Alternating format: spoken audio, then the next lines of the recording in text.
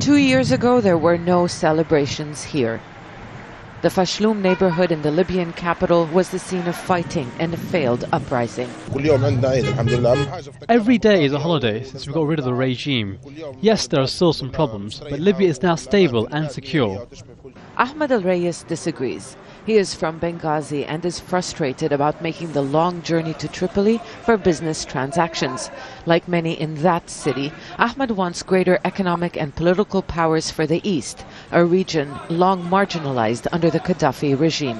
That's why I support some of their demands, for having a decentralized government, for having all the services there, and most importantly for having security. Tripoli is considered to be relatively safe. There is concern, however, about the porous southern borders and the rise of armed groups in the east, where there have been attacks against Western and government interests. But authorities are playing down the threat. We came up with a security plan after some Western countries said there's a threat against their nationals. There is no evidence of that. We are capable of protecting Libyans and foreigners. Many, including the government, blame supporters of the former regime of trying to destabilize the country. But there is a reality on the ground. The country is awash with weapons, and there are some powerful armed groups still refusing to be absorbed into state institutions.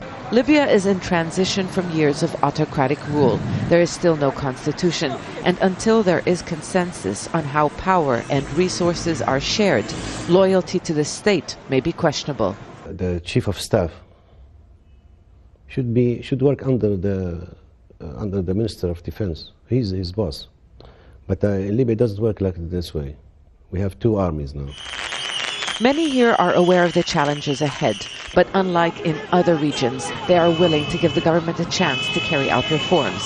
Undoubtedly, there are divisions in post-conflict Libya, but for people here, February 17 is a day when those differences should be put aside. Sana Khadr, Al Jazeera, Tripoli.